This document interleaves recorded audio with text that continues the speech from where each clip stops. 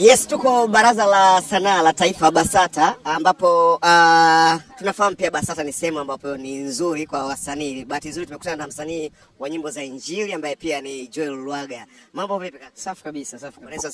Amina. Uko vizuri? Niko fresh kabisa. Kwanza hongera sana. Mmoja kati ya wasanii wa Injili ambao wanafanya vizuri kwa sasa. Tukupe maua yako bwana. Tukisema tusipokupa maua yako tutakutendea. Kwa Mungu, tukufu kwa Mungu. Nashukuru sana ndugu zangu. Sawa, tumekuona umefika hapa BASATA, lakini pia bahati nzuri tumekuona huko na msanii mwenzako ambaye ni Bella Kombo. Tuambie what's going? No, nafikiri nimekuja kwa sababu ya mambo machache ikiwemo mimi nina event yangu inafanyika tarehe 14 ya mwezi wa 6 mwezi ujao hapo, inakwenda kwa jina la G2 Experience, inafanyika Leaders pale. Jumamosi fulani tulivu hivi nitakuwa na event yangu kubwa pale ambako nitaperform nyimbo zangu za live. Nitaperform nyimbo zangu live zote kuanzia siku ya kwanza nimeanza kuimba mpaka kuanzia Stabaki Live mpaka Lodumare. Kwa hiyo it's a big event, ni event ambayo nisingeweza kuifanya kienyeji, lazima kufuata utaratibu. Kwa hiyo moja wapo utaratibu ni kuja kupata mwongozo wa BASATA na pamoja na kama mnavyoona nimeushika mkononi hapa, lakini pia unajua hizo taratibu ni lazima kusajili event yako BASATA, lazima kutafuta vibali na kila kitu ili event iwe rasmi kiserikali. Kwa hiyo ndicho nilichokuja kufanya. Sawa, kwa maana hiyo kama ulikuwa umeandaa event before hujafika BASATA? No, kwa sababu kinachotokea taratibu za kwanza zilikuwa zimeshamalizika, taratibu ulikuwa ni wa BASATA ambao ndio leo nimekuja kukamilisha. Kuna taratibu nyingi lakini ikiwemo ni ya BASATA ambao ni ya muhimu na leo ndio nimekuja kukamilisha. Ungozana na mwenzako Bella Kombo. Nafikiri sasa kwa sababu naye pia nafikiri ana jambo lake, na kama ulivyoona wote tumetoka na mwongozo. Nafikiri imetokea tu kwamba wote tuna ratiba, imetokea ratiba moja. Nafikiri wote tumeitwa kwa pamoja kwa sababu wote tumepata call kutoka kwa BASATA na tumetakiwa kufika na kwa ajili ya kuhakikisha kwamba kila kitu tunakiweka sawa.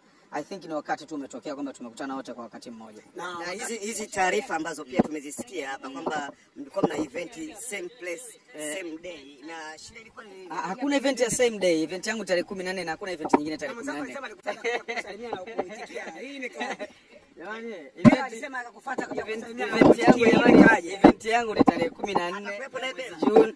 Event hiyo niko peke mwenyewe kwa sababu I say one man show, kwa sababu sio tu yeye, waimbaji wengine wote, kwa sababu nilitamani kuwa na wakati ambao nitaimba nyimbo zangu zote. Unajua nikialikwa naimba nyimbo 2, naimba nyimbo 3 ama watu wanapata nusu saa tu. Sasa hii nilitamani mimi ndo niwaalike watu, nipate nafasi ya kuimba nyimbo zaidi ya 20 brother. Nyimbo zote za Joel Lwaga watu wanazozijua nitaziimba pale. Kwa hiyo okay. Everything is okay brother. Nani alipokuja kusalimia kuitikia sana? Hiyo umeipata wapi tena? Wewe mbona nimekuitikia? Kwa nini hapa bwana? Hizo acheni na hizo bari. Waambieni watu event ni tarehe 14 na wao unajua tunaondoka tunaenda site na Dr. pale.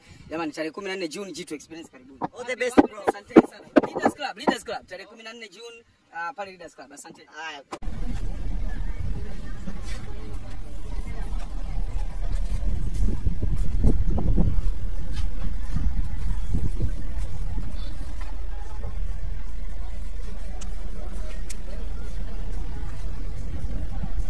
Joel Lwaga akitoka hapa BASATA, na kama unavyoshuhudia palikuwa na mkanganyiko. Inasemekana kwamba kulikuwa na mkanganyiko kati yake yeye na msanii wa nyimbo za Injili ambaye pia ni Bella Kombo. Bella Kombo sio mbaya, tutupige naye story.